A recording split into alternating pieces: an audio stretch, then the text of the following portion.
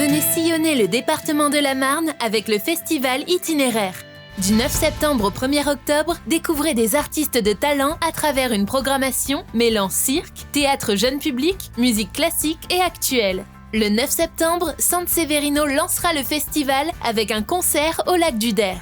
Concert et spectacle gratuits. Réservation conseillée sur la billetterie en ligne du festival Itinéraire.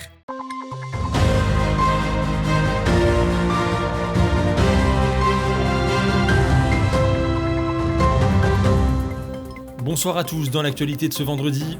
Après 2 années passées à la tête de la base aérienne 113, le colonel Tanguy Benzaken cède sa place au colonel Emmanuel Ozias pour 2 ans. Hier après-midi, les 2 militaires ont assuré leur passation de commandement. Ce vendredi 1er septembre marque la rentrée des professeurs. Avant d'accueillir les premiers élèves ce lundi 4 septembre, il faut revoir l'organisation et les événements prévus pour cette nouvelle année scolaire. L'aménagement du parvis de la gare de Saint-Dizier se poursuit avec l'installation de mobilier urbain, et pas n'importe lequel puisqu'il s'agit de 2 fontaines Wallace créées dans les fonderies GHM de Sommevoire.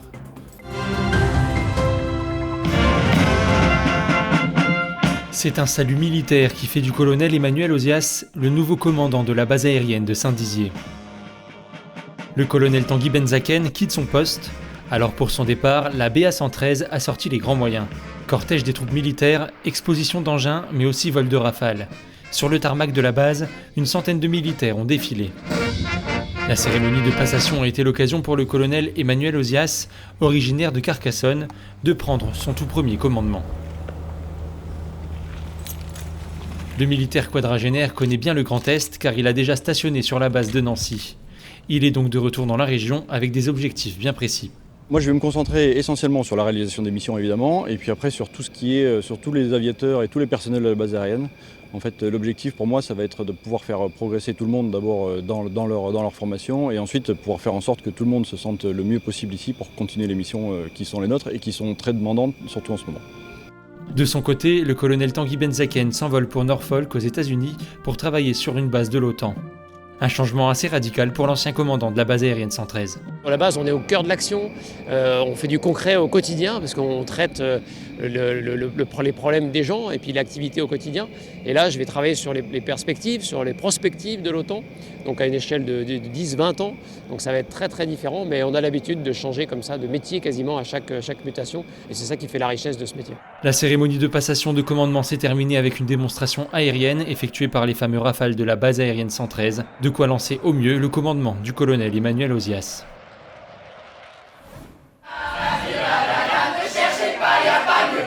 C'est le vendredi de la rentrée et les professeurs sont déjà en forme. Même si les couloirs sont encore vides, il faut tout de même préparer l'année scolaire qui arrive. Et pour certains d'entre eux, comme Léa, c'est une première en tant que professeur titulaire au sein du collège de la Noue à Saint-Dizier. Premier choix important et qui aura ses conséquences pour l'année, la disposition de la salle de classe. Elle a opté pour le travail en îlot. Ça permet de développer le travail de groupe et la cohésion d'équipe. Ça permet aussi de leur montrer qu'on peut travailler différemment et aussi travailler avec des personnes avec lesquelles on ne penserait pas travailler en début d'année. Donc ça leur permet aussi de développer d'autres fonctions, que ce soit cognitives, intellectuelles, etc. C'est notre manière de travailler que de travailler en autobus où on travaille tout seul, etc. En plus d'être nouvelle dans l'établissement, Léa va avoir pour la première fois la responsabilité de professeur principal d'une classe de 6e. Une mission nouvelle, mais pour faire face aux différentes difficultés, elle pourra s'appuyer sur ses collègues. Il y en a toujours des appréhensions. Il y a toujours des questions qui se posent, évidemment, notamment comment gérer des situations de conflit ou parfois des familles avec qui le dialogue est compliqué. On n'a pas toujours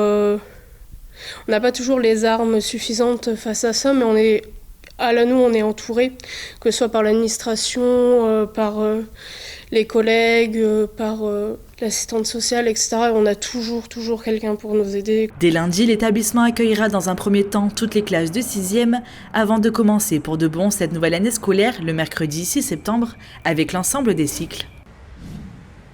C'est un morceau du patrimoine haut-marnais, la fontaine Wallace. Imaginée à partir de 1872 dans les fonderies de la région, elle s'est installée sur les plus grandes places du monde, comme celle de la Concorde à Paris. Mais cette fois-ci, c'est sur le parvis de la gare SNCF de Saint-Dizier qu'elle s'établit, un emplacement tout spécialement choisi par la mairie qui souhaite interpeller le visiteur dès son arrivée. La première fontaine qui a été choisie, c'est la fontaine Wallace, puisqu'elle est emblématique. On a fêté ses 150 ans l'année dernière.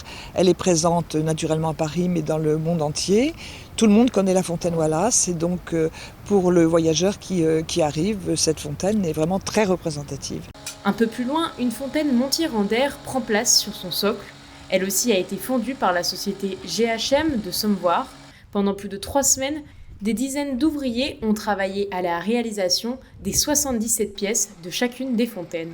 Un travail de précision qui fait toujours autant vibrer la fonderie qui produit pourtant la Wallace depuis le 19e siècle. C'est assez émouvant et à chacune des fontaines produites, je trouve qu'il y a beaucoup d'émotions au sein de la GHM. À chaque fois qu'il y en a une qui sort des ateliers de production, on se dit qu'en fait on continue l'histoire. Ces 2 nouvelles pièces s'inscrivent dans une ligne de mobilier urbain propre à Saint-Dizier, un ensemble qui permet à la ville de mettre en avant le savoir-faire local.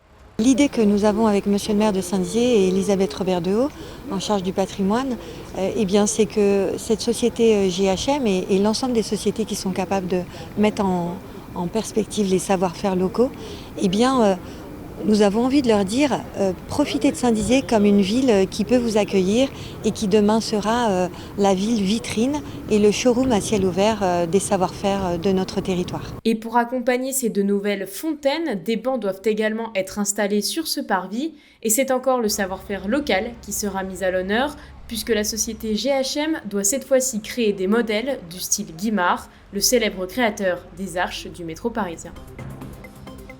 Restez avec nous, l'information continue sur Puissance Télévisions.